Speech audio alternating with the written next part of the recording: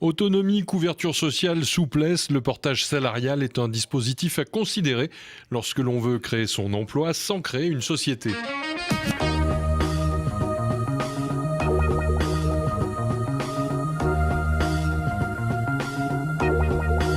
Le portage salarial, c'est un moyen d'organisation d'une nouvelle forme de travail qui réunit trois acteurs. Donc le premier, c'est le consultant, qu'on dit aussi le porté, le client, qui est le client que le porté a pu approcher, et ensuite la société de portage salarial qui permet d'unir les deux, le client et le consultant. On est la société du consultant, en fin de compte. On considère que le consultant, c'est un consultant qui est autonome, donc qui valorise son expertise auprès des entreprises. Et en contrepartie de tout ça, il veut effectivement se décharger de tous les aspects administratifs, juridiques, tous les aspects de responsabilité civile, tous les aspects qui sont liés et connexes à la mise en œuvre de son activité.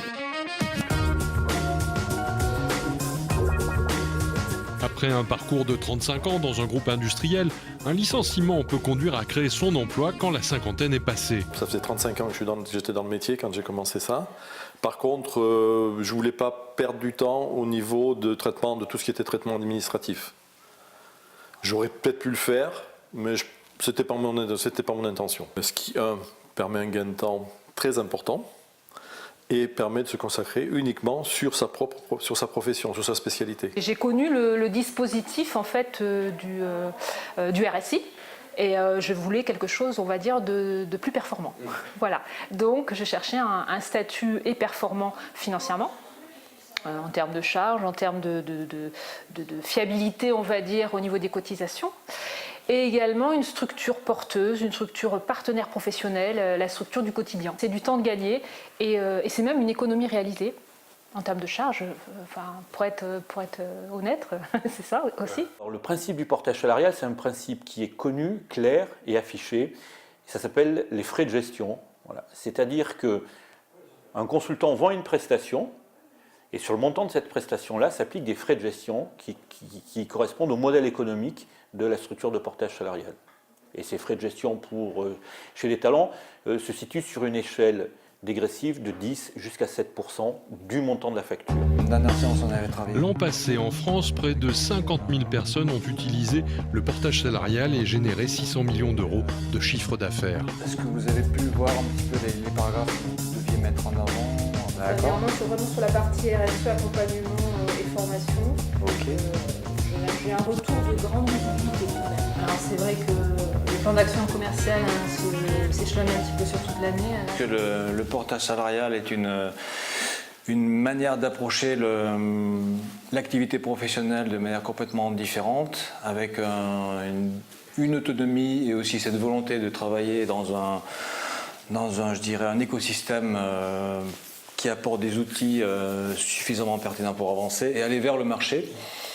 Et nous, notre mission est d'apporter des outils, des méthodes, une méthodologie pour que les personnes approchent les entreprises, pour qu'elles puissent avoir justement à travers ce plan d'action commerciale qu'a nommé Karine tout à l'heure, d'être le plus proche de l'entreprise par rapport à l'analyse de leurs problématiques et leurs besoins. Moi, je mise toujours sur l'intelligence collective et en l'occurrence avec Gilles, je dirais que la mayonnaise a pris tout de suite, c'est quelque chose. Nos échanges sont très constructifs. Ça permet de confronter tout simplement nos idées, on va dire, commerciales sur la façon d'approcher les choses, avec l'expérience qu'il...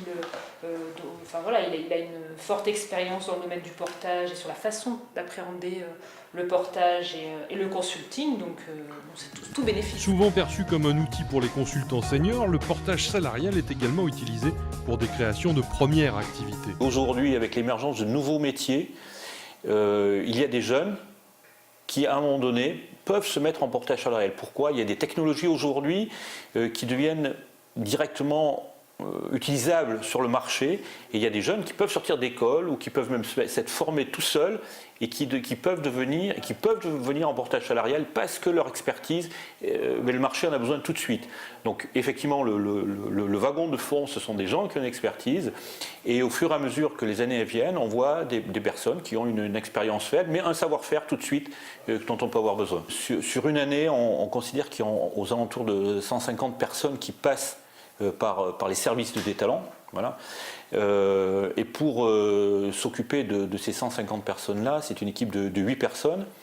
Alors que cette équipe-là, elle est répartie dans une équipe administrative, donc de suivi, donc qui sont des fonctions traditionnelles de l'entreprise, voilà, qui sont des fonctions RH, qui sont des fonctions administratives et des fonctions de contrôle, de gestion, qui toutes ont effectivement des répercussions sur le métier du consultant. Voilà. Et puis enfin, ce qu'on appelle, nous, qui est un point important chez les talents, c'est tout le contexte accompagnement. C'est-à-dire qu'effectivement, à un moment donné, une personne peut avoir envie d'aller le portage salarial, mais ne sait pas par quel bout le prendre, en fin de compte.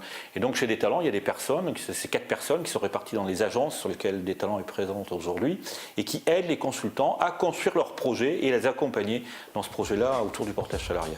Tout récemment, la première convention collective nationale du portage salarial a été signée entre l'organisation patronale et les syndicats des salariés portés.